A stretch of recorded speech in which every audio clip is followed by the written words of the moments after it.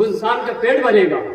قرضہ ہے 60,000 کا, لیکن کوشش کریں گے کہ وہ جو 60,000 روپے اس نے قرضے میں لیے, گھر کا ایک ہی کمرہ اس کا ہے اور وہ بھی کرائے پر ہے, اس نے اسے سنار کے دے رکھا ہے, اس کا بیاج آتا ہے.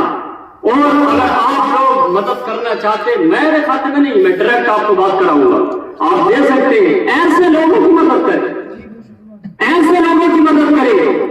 اللہ رب العزت ارشاد فرماتا تم دوسروں کی مدد کرو, ہم تمہاری مدد کریں گے.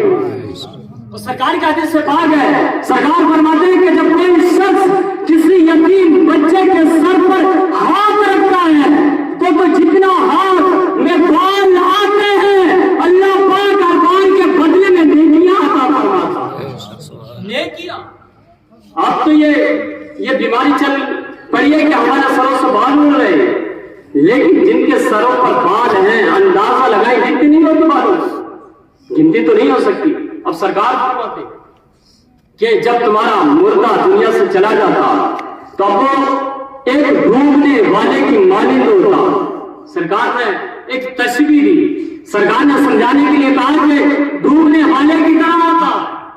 جس طریقے سے ڈوبنے والے کو ایک تنکے کے سہارے کی ضرورت ہے, اب وہ تمہیں پکارتا ہے, ماں کو بھی پکارتا ہے, بھائی کو بھی پکارتا ہے, دوستوں کو بھی پکارتا ہے, رشتے داروں کو بھی پکارتا ہے. پھر وہ اکٹھا ہونے کے بعد اس کے لیے استغفار کرتے ہیں, کوئی کلمہ پڑھتا ہے, کوئی کلمہ طیبہ کا ورد کرتا ہے, کوئی ذکر اذکار کرتا ہے. اور جب یہ تمام اعمال ہوتے ہیں, نیک محفلیں سجتی ہیں, مصطفیٰ کا ذکر ہوتا ہے, مصطفیٰ کا ذکر ہوتا ہے, تو پھر اللہ کتنا ثواب عطا فرماتا ہے. سرکار فرماتے ہیں کہ اللہ رب العزت پہاڑوں کے برابر اس مردے کو ثواب عطا فرما دیتا. ذرا سارے ثواب کے لیے کہتے ہیں یا رسول اللہ, کتنا پہاڑوں کے برابر.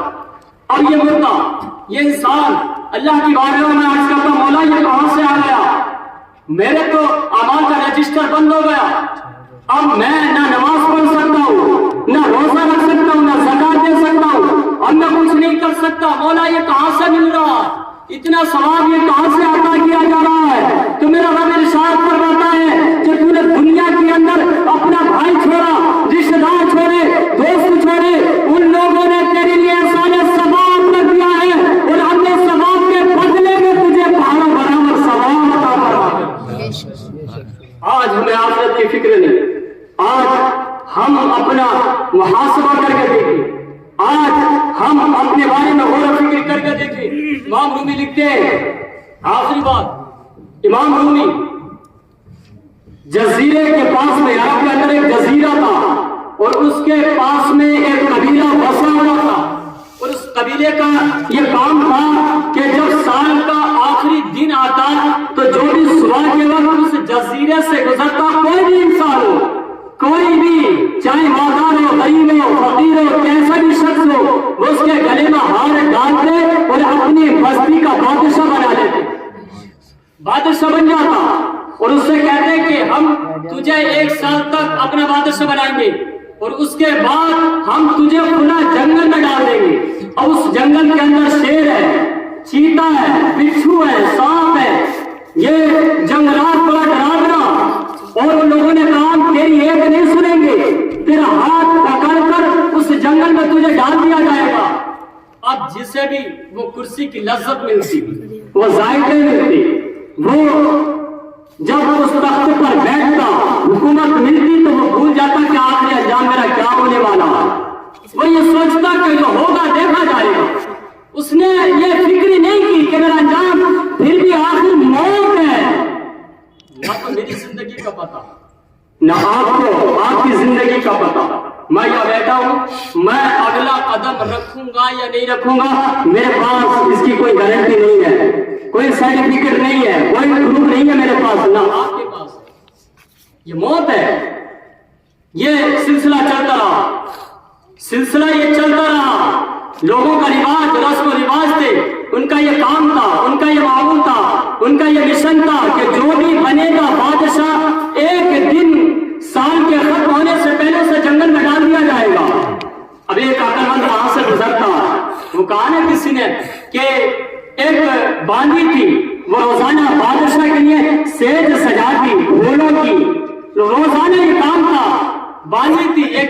اندر خیال ہو کہ بستر پر روزانہ اس نرم نرم بستر پر بادشاہ لیٹتا ہے، میں بھی تو آرام کر کے دیکھوں اسے کتنا سکون ملتا ہوگا۔ وہ باندھی لیٹ گئی، وہ پھٹی ہوئی دریوں پر لیٹنے والی، باندھوں کی چارپائی پر آرام کرنے والی وہ باندھی جیسی کھونے کی سیج پر سوئی، آنکھ لگ گئی، آنکھ کا لگنا، اور اتنی دیر وہ سو گئی کہ بادشاہ کا آنے کا ٹائم ہو گیا۔ بادشاہ نے جب ایک معمولی سی باندھی کو لیٹے ہوئے دیکھا، جلادوں کو حکم کر دیا، جلادوں اسے اٹھاؤ، اٹھانے کے بعد اسے کوڑے مارو۔ کوڑے مارے گئے۔ اب یہ باندھی روتی ہے، آنکھوں سے آنسو گرتے ہیں۔ تھوڑی دیر کے بعد یہ باندھی ہنسنے لگے۔ بادشاہ نے جلادوں سے کہا کہ کوڑوں کو روک دیا جائے۔ کوڑے رک گئے۔ بادشاہ نے اس عورت سے، اس باندھی سے پوچھا کہ تیرے ہنسنے کی وجہ بھی سمجھ میں نہیں آتی، تیرے رونے کی وجہ بھی سمجھ میں نہیں آتی، وجہ کیا ہے؟ اس نے کہا بادشاہ جب تیرے جلاد کوڑے مارتے تھے تو اتنی تکلیف ہوتی تھی کہ کلیجہ پھوٹنے آتا تھا۔ بادشاہ نے کہا یہ بات تو سمجھ میں آ گئی کہ تجھے تکلیف ہوتی تھی کوڑے سے تو روتی تھی، لیکن ہنس کیوں رہی تھی؟ یہ ہمارے سبق زندگی کا جو بتانے کا مقصد، ہمارے بیٹھنے کا مقصد اور اس محفل کے سجانے کا مقصد۔ اس عورت نے کہا کہ بادشاہ ایک لمحے کے لیے، آدھا پون گھنٹہ، ایک گھنٹے کے لیے لیٹ گئی اس نرم بستر پر، اس کھونا کی سیج پر، تو اتنے کوڑے لگے ہیں کہ میں کوڑے کی وجہ سے میرا کلیجہ منہ کو آتا ہے۔ جو بادشاہ ساری زندگی اس سیج پر سوتا رہا، اس کا قیامت کے دن کیا انجام ہوگا؟ میں اس لیے ہنس رہی ہوں۔ اب وہ بادشاہ بندہ آ گیا، اب ایک عقل مند تھا، وہاں سے گزرا۔ لوگوں نے کہا کہ آپ ہمارے بادشاہ بنیں گے، کہا کہ میں نہیں بنوں گا، آپ مجھے مجبور نہ کریں۔ اس نے کہا کہ یہ ہمارا رسم و رواج ہے ہمارے قبیلے کا، آپ کو ہم بادشاہ بنائیں گے۔ اس نے شرط رکھی، کہا کہ جب میں آپ کا بادشاہ بن جاؤں گا، آپ میری رعایا بن جائیں گے تو آپ میری ہر بات مانیں گے؟ کہاں آپ کی ہر بات مانیں گے، کیونکہ آپ ہمارے بادشاہ ہوں گے، جو میں کہوں گا آپ وہ کریں گے، کہ جو آپ کہیں گے وہ کیا جائے گا، آپ کے ہر حکم کی فرما برداری کی جائے گی۔ بادشاہ نے کہا کہ چلو میں آپ کے قبیلہ چلتا ہوں۔ وہ بادشاہ قبیلہ پہنچا، پہنچنے کے بعد سب سے پہلے اس نے کہا کہ اس جنگل کو صاف کیا جائے۔ عقل مندی یہ ہے، ہوشیاری یہ ہے۔ پیسہ کما لینا یہ عقل مندی کا کام نہیں ہے، پیسوں کے بستروں پر لیٹ جانا یہ دانشوری کا کام نہیں ہے۔ پیسہ اپنوں کو بھی ملتا ہے، پیسہ غیروں کو بھی ملتا ہے، پیسہ قسمت سے بھی ملتا ہے، لیکن سب سے بڑی چیز جو ہے وہ یہ ہے کہ اللہ نے سجدوں کی توفیق عطا فرمایا۔ اب بادشاہ نے کہا کہ اس جنگل کو صاف کر دیا جائے، سانپوں کے بینے والے بھی بند کر دیا جائے، اور جو درندے ہیں، شیر ہے، چیتا ہے، جو بھی موذی جانور ہیں، ان کو ختم کر دیا جائے۔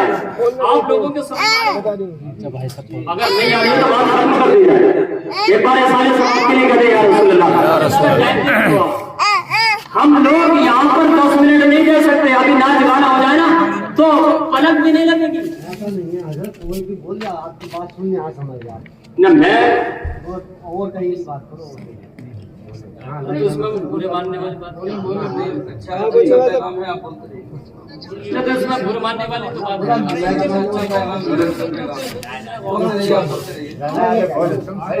بات کھڑے ہو سبھی جگ رہے ہیں۔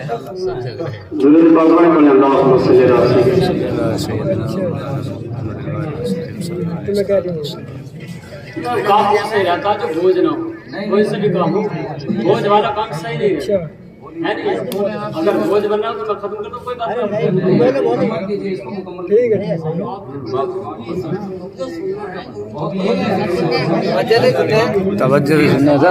دماغ تمہاری طرف ہی ہے۔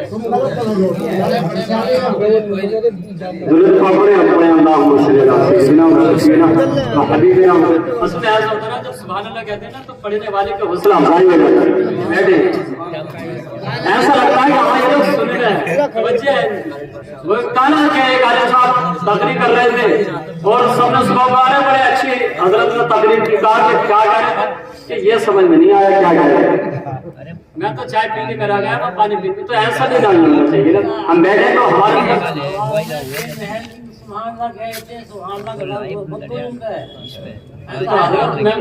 بے محل بولتا ہوں. اس بادشاہ نے کہا کہ اس جنگل کو صاف کر دیا جائے. صاف کر دیا گیا.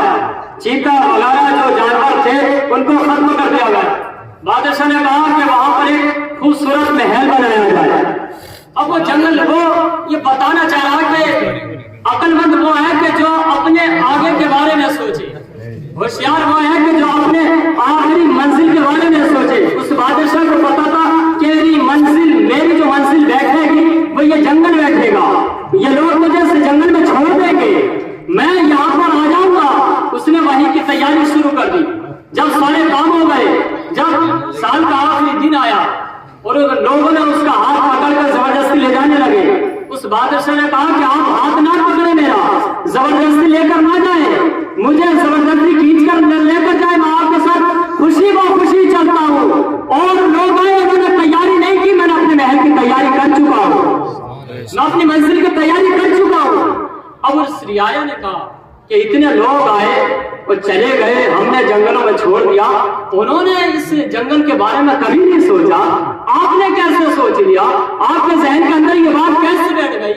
آپ اتنی غور و فکر کرنے والے کہاں سے بن گئے؟ اس نے کہا کہ میں سن رہا تھا کافی ٹائم سے یہ بات مجھ تک بھی پہنچی کہ وہاں کی رعایا کسی بھی کو بادشاہ بنا لیتی ہے, لیکن آخری دن اسے جنگل میں چھوڑ دیتی ہے جہاں پر درندے سے کھا جاتے ہیں. تو اس بادشاہ نے, اس عقل مند نے کہا کہ اگر مجھے یہ موقع ملا تو میں سارا سسٹم ختم کر دوں گا, اپنے لیے بھی محل بنا لوں گا, دوسرے کے لیے بھی محل بنا لوں گا. اب میرے آنے کا مقصد, آپ کے آنے کا مقصد دنیا کے اندر یہی ہے ہمارا آنے کا مقصد کہ اللہ نے ہمیں دنیا کے اندر بھیجا اپنی عبادت کرنے کے لیے, اپنی آخرت کو سنوارنے کے لیے, اپنے آپ کو گناہوں سے بچانے کے لیے اور اس جنت کو محل بنانے کے لیے اللہ نے دنیا کے اندر ہمیں بھیج دیا ہے. اب عقل مندی سے کام یہ لینا ہے کہ ہم ان تمام بری باتوں سے بچیں, برے کاموں سے بچیں. بس ذہن میں یہ رکھیں کہ میری وجہ سے, میری ذات سے کسی کو کوئی تکلیف نہ ہو, میری وجہ سے کسی کی آنکھ میں آنسو نہ آئے, میری وجہ سے کسی کا دل نہ روئے, میری وجہ سے کسی کا دل پریشان نہ ہو. یہ ذہن میں مشن آپ بنا لیں, انشاءاللہ اللہ پاک آپ کے دلوں کو موم کی طرح نرم و نازک کر دے. یہی منزل ہوتی ہے, یہی منزل ہوتی ہے کہ انسان کا دل پھر وہ موم کی طرح بنتا ہوا نظر آتا ہے.